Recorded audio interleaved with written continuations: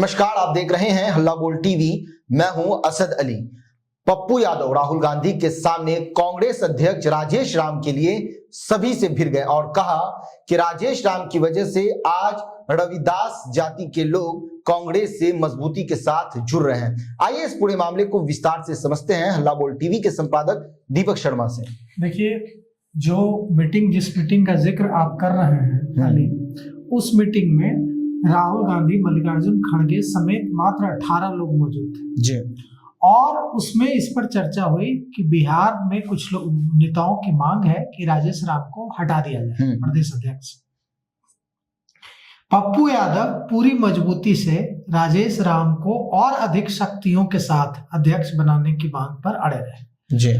और उन्होंने कहा कि राजेश राम के कांग्रेस के अध्यक्ष बनने से बिहार में रविदास जाति, दलित समाज हमारे साथ मजबूती से जुड़ रहा है।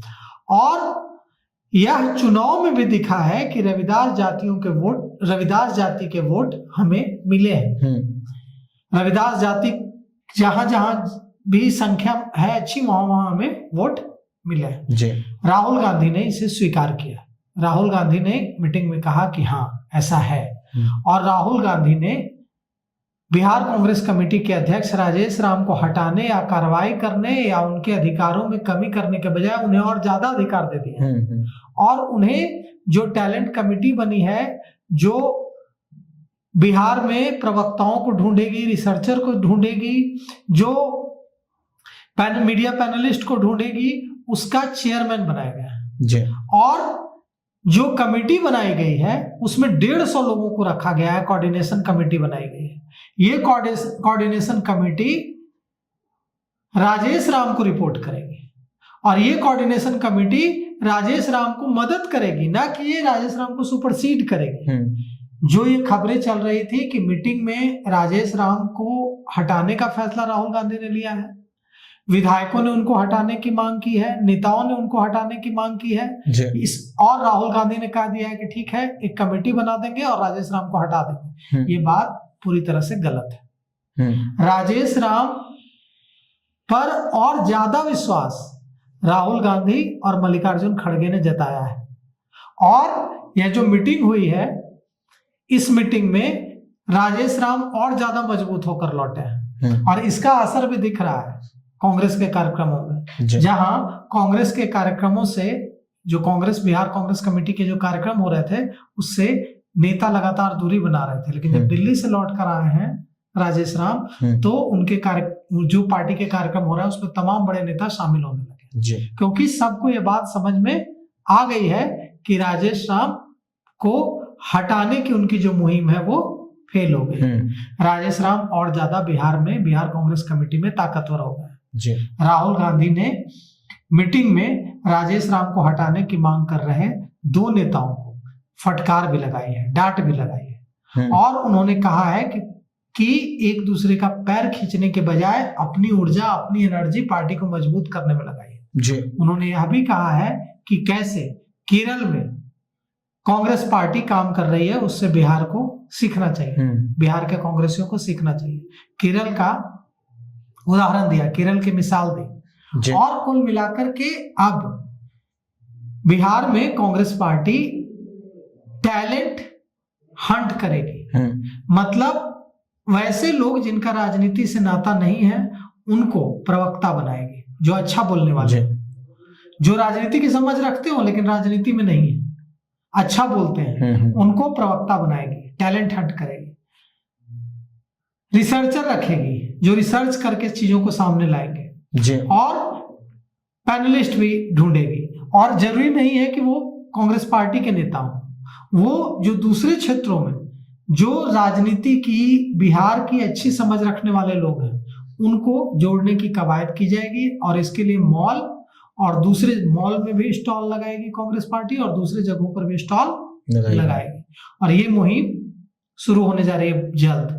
तो यह भी कहा गया है, राजेश राम ने यह भी बताया कि हम कैसे आगे बढ़ेंगे बिहार में। उन्होंने कहा कि बिहार में बताया कि किन किन मुद्दों पर हमें आगे बढ़ने की जरूरत है, कैसे 2000 से ज्यादा रेप की घटनाएं हुई हैं, कैसे माइक्रो फाइनेंस कंपनियां कर्ज देने का खेल रचकर बिहार में गांव के गांव को परेशान कर रही है और लोग पलायन कर जा रहे हैं, भाग जा रहे हैं अपने घरों से, सुसाइड कर ले रहे हैं माइक्रो फाइनेंस कंपनियों के चक्कर में पड़कर। इसको लेकर आंदोलन करने की बात कही है और पीसीसी से लेकर तमाम कमेटियों के गठन की बात कही है। वो भी काम जल्द शुरू होगा गठन का। साथ ही साथ जो ऑब्जर्वर आए हैं 39, वो ऑब्जर्वर भी अब पंचायतों, प्रखंडों और जिलों में जाकर काम करेंगे और पूरी कोशिश ये है कि अब किसी भी हाल में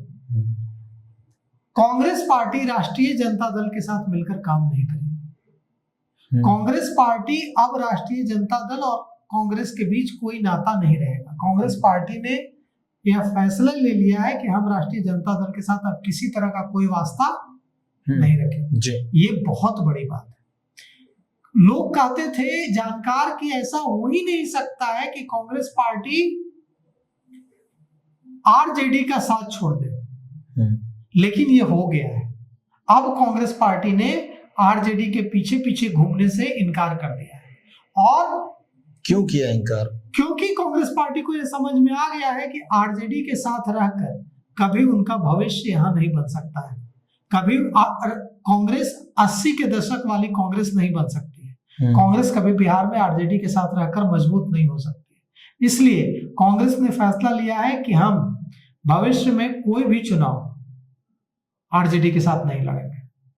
क्या ये फैसला जो कांग्रेस ने लिया है, ये विधानसभा चुनाव में जो कुछ हुआ है इन सारी चीजों को देखते हुए लिया है? विधानसभा चुनाव भी कांग्रेस नेतृत्व ने, आपको जानकर आश्चर्य होगा अली कि विधानसभा चुनाव भी कांग्रेस नेतृत्व ने, राहुल गांधी और मल्लिकार्जुन खड़गे ने फैसला ले लिया था कि अकेले लड़ना और कम्युनिकेट भी कर दिया था प्रदेश नेतृत्व को कि हम अकेले लड़ेंगे।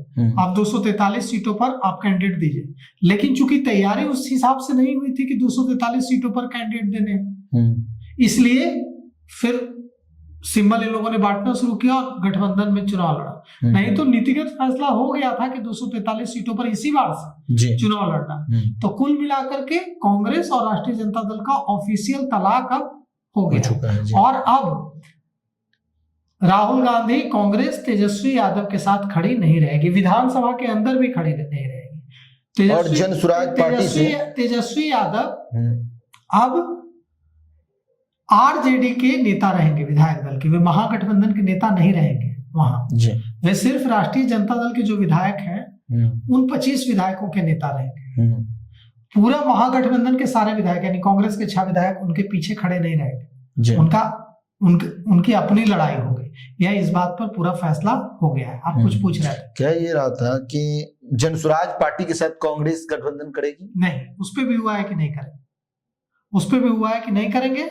और हम सहमति तो बनी थी, नहीं, उस पर भी हो गया है कि नहीं हम अपनी लड़ाई खुद लड़ेंगे। अच्छा। हम जनसुराज के साथ भी कोई भी गठबंधन, किसी भी तरह का गठबंधन नहीं करेंगे। हम बिहार में अपनी जमीन खुद तलाश। दोनों की विचारधारा तो मैच करती है। हाँ, लेकिन उनका निर्णय हो गया कि हम आरजेडी, जनसुराज किसी के साथ कोई गठबंधन नहीं करेंगे और हम अकेले अपनी लड़ाई लड़ेंगे। जी, तो सुना आपने किस तरह से कांग्रेस पार्टी फिर से बिहार में अपनी पार्टी को मजबूत करने की राह पर चल पड़ी है। तो इस पूरे मामले पर आपकी क्या राय है? अपनी राय कमेंट बॉक्स में जरूर दें।